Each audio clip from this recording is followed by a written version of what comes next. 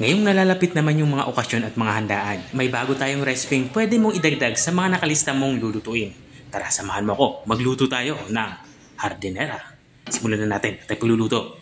Magpapainit lang tayo dito ng kawali. At nang uminit na nga, lagyan lang natin to ng kaunting mantika. At nang uminit na yung mantika, magsimula na tayo mag-isa. Unang inilagay ko itong ating bawang. At isusunod ko naman itong ating sibuyas. Ang gagawin natin dito ay papalabasin natin yung aroma nitong ating dalawang sangkap panggisa. Kapag ganito na itsura niya, ilagay na natin itong ating giniling na baboy. Itong giniling na baboy ay mahigit 1 kilong aking niluluto. Pero pwede naman kayong magluto ng kaunti, tulad ng mga kalahating kilo lang. Kaunting tao lang naman yung kakain. Ang gagawin natin dito ay isisir natin ito, igigisa natin to hanggang sa mag light brown ito. Tatakpan ko muna ito para mabilis lumabas yung tubig na nanggagaling dito sa ating karning baboy. 2 minuto ko nga itong tinakpan at makalipas ng 2 minuto ay binuksan ko na nga ito. Ito nga sa parting ito ay ilalagay ko na yung mga iba pa nating panghalo. Naglagay nga ako dito ng hiniwang hotdog. 3 pirasong hotdog na yung aking hinahalo dito. At naglalagay na din ako dito ng oyster sauce. At matapos kong mailagay yung oyster sauce ay maglalagay na din ako ng patis para naman sa ating pampaalat. Kung wala naman kayong patis ay okay lang na masin. Walang problema yan. Maglalagay na din tayo dito ng black pepper para naman may spicy na lasa yung ating nilulutong ulam. At nilagyan ko na nga ito ng Ajinomoto, pampalasa naman.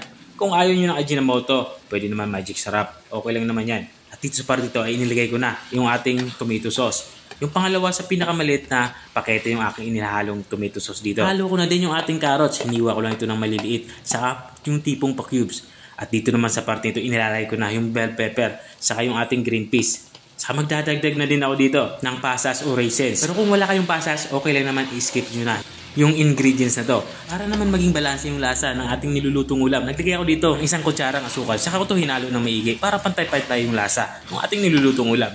Tatakpan natin to ng mga 3 minuto. Luto lang yung ating mga inilagay na sangkap. At makalipas ng 3 minuto ay binuksan ko na nga ito at hahanguin na natin to sa parte ito. At papalamigin. Kumuha na nga ako dito ng malinis na lagayan. Ito ko kasi isasalin yung ating nilutong giniling. Pero hindi pa tayo tapos sa parte ito. Nangangalahati pa lang tayo sa ating ginagawang ulam. At habang nga isinisalin ko itong ating giniling, gusto ko lang batiin ang mga bagong followers natin. Maraming salamat sa pag-follow sa ating page. Makakaasa kayo na marami tayong ilalabas na mga simpleng recipe na pwede nyong gayahin sa inyong araw-araw na pagluluto. Balikan natin itong ating nilulutong ulam. Naglagay na nga ako dito ng itlog. Importante na malagyan ito ng itlog. Dahil yung itlog yung ating sangkap para maging buo mamaya pag i-steam natin ito. Tapos nga natin mahalo yung itlog na maigi ay tabi muna natin ito. Kumuha na nga ako ng llanera sa parte ito. Ang ginawa ko nga dito sa llanera ay nilagyan ko ito ng dahon ng saging. Lalagyan natin ito ng dahon ng saging. Ito yung magiging sapin para hindi dumikit yung ating lulutuing ulam dito sa llanera. Bago natin ilagay yung ating nilutong giniling, ay papahiran muna natin to ng margarine. Or pwede kayong gumamit dito ng mantika kung wala naman kayong margarine. Lahat ng gagamitin nating llanera ay papahiran natin ng isa-isa. Tulad na aking ginagawa. At matapos natin mapahiran lahat ng ating gagamiting llanera ay magsimula na nga tayong mag-assemble ng iba pa nating sangkap. Mayroon tayo ditong carrots, may hotdog din tayo ditong hiniwa at itong ating pineapple. At mayroon din tayo ditong itlog. Ito ay nilaga ko lang. At dito naman ay isa-isa natin ilalagay dito sa ating llanera. At kapag nalagay na natin yan, ay tatakpan lang natin ito nung ating giniling ng baboy. Katulad ng nakikita nyo. Ang importante dito, huwag niyong punuin. Magtira tayo dito ng kaunting space para hindi naman ito umapaw once na naluto na ito. Matapos natin mailagay yung ating giniling na baboy, ay tatakpan lang natin ito ng foil.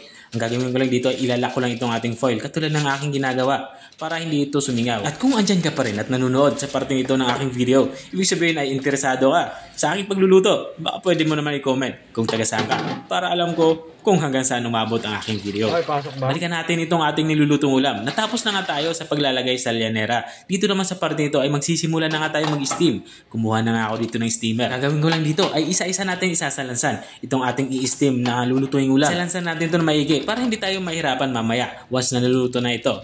At matapos natin maisalansan ito ay tatakpan lang natin ito. Ang gagawin natin dito ay steam lang natin ito ng mga 15 to 20 minutes. Take note, yung iba nating ingredients ay luto na. Kaya ang lulutuin lang talaga natin dito, itong ating inilagay na itlog. At makalipas nga ng 20 minutes ay binuksan ko na nga ito. Dito naman sa part nito ay kumuha na ako ng 1 piraso at papalamigin ko ito para matikman na nga at mahusgahan ang lasa. Dito nga sa part nito ay lumamig na nga. Kaya naman ibubuksan na natin to. Tanggalin na natin yung foil na nakabalot. At ang ginawa ko lang dito ay tinaob ko lang ito. So nakita nyo, napakabilis lang tanggalin. Ibig sabihin ay epektibo yung aking ginawang proseso. At tanggalin din natin yung dahon ng saging. Wow, grabe, nakakatakam. So ito na nga, lutong-luto na at ready na nga yung ating ulang pananghalian. Ito na nga yung ating hardinera. Kung nakarating ka hanggang dito sa dulo ng aking video, maraming salamat sa panunod. At kung nagustuhan mo naman yung bago nating recipe yung binahagi, baka pwede mo naman to i-share. Siya, hanggang dito na lang ako. Hanggang sa susunod, bye-bye!